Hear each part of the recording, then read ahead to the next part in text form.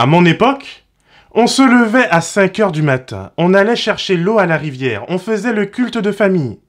Matin et soir, au moins 1 heure à chaque fois, il y avait des chants, la Bible, et puis surtout, si tu n'as pas eu dès le biberon message à la jeunesse à en bâiller de mort, tu ne sais pas vraiment ce qu'est la vie. Et puis franchement, on n'avait peut-être pas d'iPhone, mais au moins on savait utiliser notre imagination.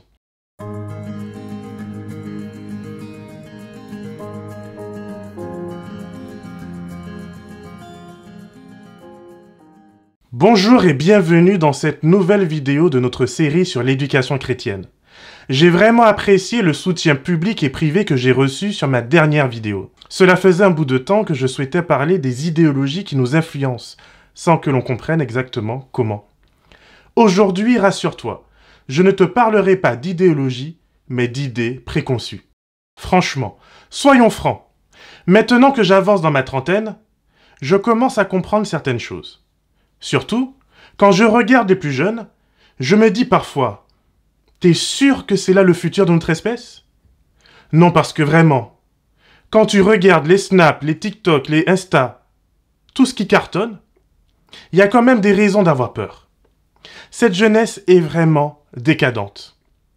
Et puis, je sais que j'habite Marseille, mais je suis sûrement pas le seul à voir la violence quotidienne aux Antilles, en métropole et partout ailleurs. Il y a même un mot tendance pour décrire cela, l'ensauvagement.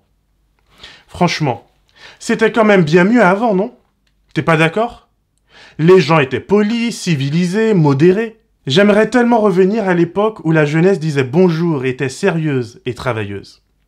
À m'écouter, on pourrait croire que j'ai grandi dans un monde parfait.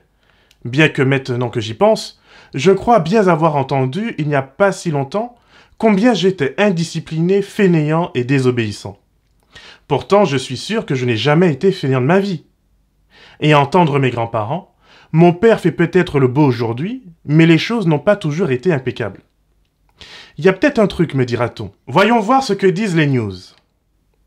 Notre monde a atteint un stade critique. Les enfants n'écoutent plus leurs parents.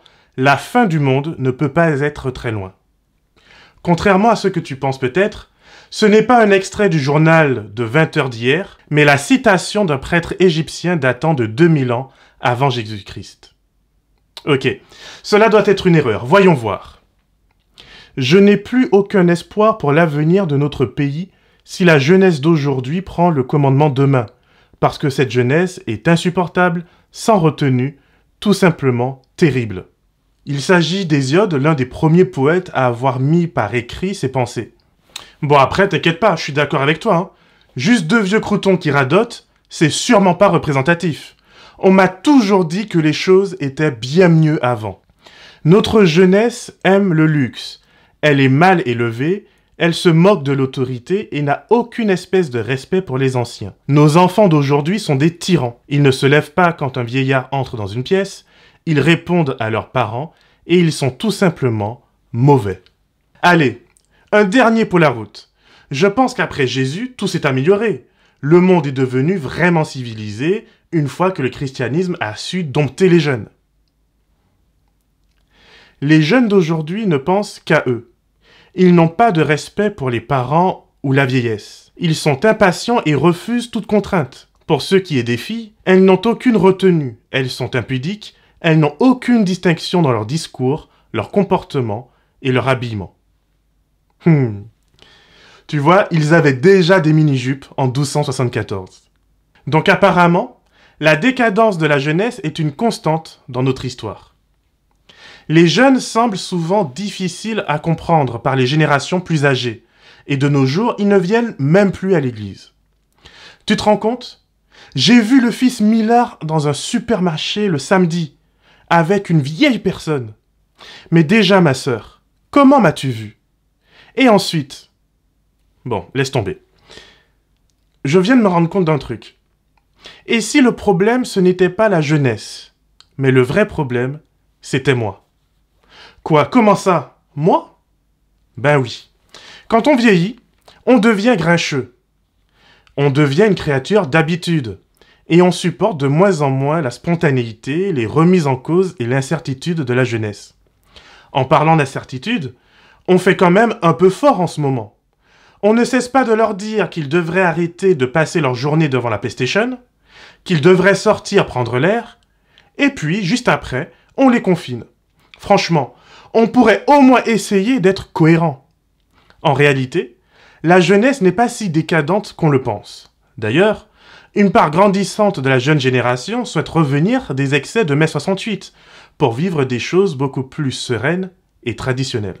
Mais admettons que nous les adultes, nous ne leur laissons pas toujours un monde paisible dans lequel vivre. Entre les guerres mondiales et la destruction de notre planète, nous les mettons dans une posture précaire. Pourtant, la jeunesse, depuis toujours et à chaque époque, a de nombreuses choses à offrir. Dans sa lettre pastorale à Timothée, l'apôtre Paul l'invite à ne pas mépriser sa jeunesse, mais au contraire, à être un modèle pour les autres. Que personne ne méprise ta jeunesse. Sois pour les croyants un modèle en parole, en conduite, en amour, en foi, en pureté. 1 Timothée 4, verset 12. Ce passage est important, puisque non seulement Paul s'adresse directement à ce jeune, mais il l'exhorte à faire des progrès, à être persévérant et à veiller sur lui-même.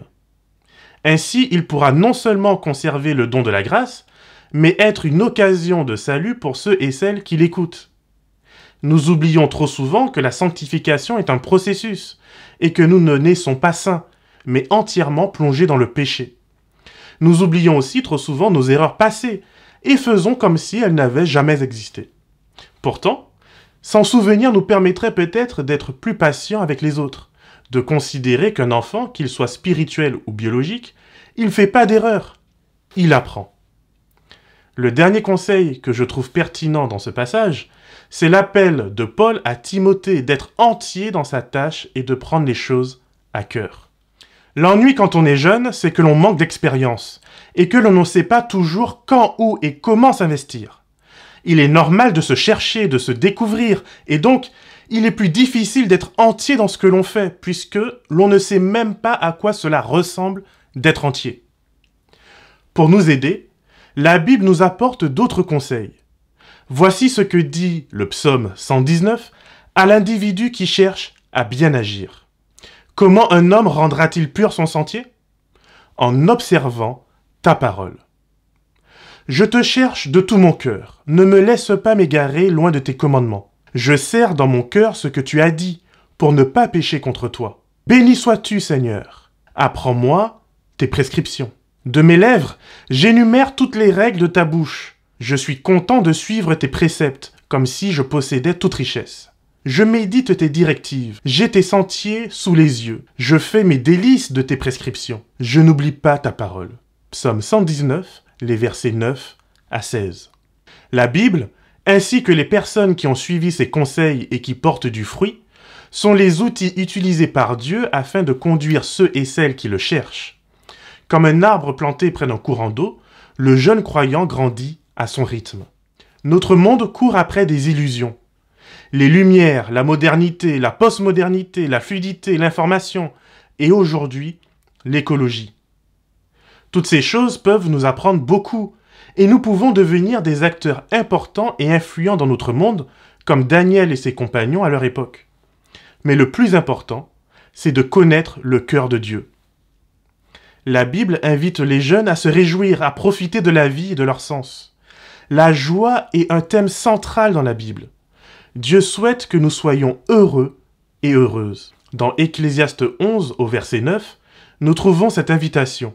« Jeune homme, réjouis-toi de tes jeunes années, que ton cœur te rende heureux pendant les jours de ta jeunesse. Suis les voies de ton cœur et les regards de tes yeux. Sache que pour tout cela, Dieu te fera venir en jugement. » Ecclésiaste 11, verset 9.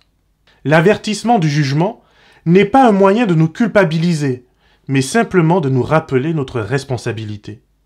Ma joie et mon bonheur ne doivent pas se construire au détriment des autres. Dieu reste un Dieu juste, et il souhaite que notre joie soit profonde et durable. J'ai constaté dans certaines églises que l'on a peur des jeunes, que l'on souhaite les contrôler et leur mettre une bride. Rappelons-nous que Jésus a pris l'exemple des jeunes enfants pour décrire les caractéristiques essentielles permettant d'entrer dans le royaume des cieux.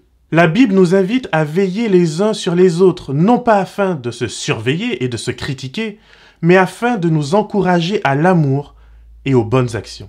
Je te propose que nous puissions arrêter de critiquer et véhiculer les préjugés qui dénigrent nos jeunes, mais que nous puissions les aider à grandir dans la vie. Que nous puissions leur donner l'espace nécessaire afin qu'ils puissent grandir en stature et en grâce devant Dieu et devant les hommes. Faisons confiance à l'Esprit Saint, que si nous instruisons l'enfant selon la voie qu'il doit suivre, alors quand il deviendra grand, il ne s'en détournera pas. J'insiste sur la voie. Nous sommes appelés à montrer un chemin, pas à télécommander les autres. Nous n'instruisons pas les jeunes comme on le ferait avec des robots, mais nous leur transmettons des valeurs qui leur serviront de boussole. Dans le livre Conseils aux éducateurs, aux parents et aux étudiants, à la page 64, Ellen White déconseille d'élever les enfants au doigt et à l'œil comme on le ferait avec des animaux. Elle met en garde que les enfants élevés de la manière que nous venons de décrire seront toujours déficients au point de vue de l'énergie morale et de la responsabilité individuelle. Ils n'ont pas été habitués à agir d'après leurs raisons et des principes établis. Leur volonté a été soumise à celle d'autrui et on n'a pas fait appel à leur intelligence pour qu'elle se fortifie par l'exercice. J'insiste ici encore sur l'aspect d'exercice, qui inclut de permettre à celui qui apprend de faire des erreurs. Certains parents et certaines églises sont satisfaits lorsque les enfants ont été tellement assagis qu'ils ne réfléchissent plus. Cependant, cette victoire, si on peut considérer que c'en est une, sera de courte durée. De nombreux enfants paraissent bien élevés tant qu'ils sont sous l'influence d'une discipline donnée. Mais quand le système de règles qui les entourait a disparu, ils semblent incapables de penser, d'agir ou de décider par eux-mêmes. Ces enfants ont été longtemps soumis à une règle de fer. On ne leur a pas permis de penser et d'agir par eux-mêmes dans les matières où il aurait été hautement nécessaire qu'ils y soient entraînés. De telle sorte qu'ils n'ont pas confiance en eux pour se conduire suivant leur propre jugement et n'osent avoir une opinion personnelle. Lorsqu'ils se séparent de leurs parents, ils sont facilement entraînés par le jugement des autres dans la mauvaise direction. Ils n'ont pas de stabilité de caractère. On n'a pas fait appel à leur propre jugement pour autant que cela était possible. Aussi leur esprit n'a-t-il pas été convenablement formé et affermi. Ils ont été si longtemps sous le contrôle absolu de leurs parents qu'ils en sont entièrement dépendants. De nos jours, on fait des études coûteuses pour comprendre pourquoi nos jeunes quittent nos églises une fois qu'ils ne sont plus sous l'influence de leurs parents. Nous avons pourtant une part de la réponse sous nos yeux. Alors oui, faire confiance à des jeunes, c'est prendre le risque de les voir non pas se tromper, mais apprendre. C'est aussi accepter de bouger de sa zone de confort, arrêter d'être grincheux et s'ouvrir à l'action de l'esprit. Suivons le conseil de Paul et ne méprisons pas la jeunesse de ceux et celles que Dieu a placés sous notre responsabilité. Et surtout, n'oublions pas que nous sommes, nous aussi, les adultes, des enfants de Dieu. Aimons-nous donc les uns les autres, supportons-nous mutuellement et faisons de nos églises des lieux d'accueil et de développement d'une jeunesse qui sera en bénédiction pour le monde.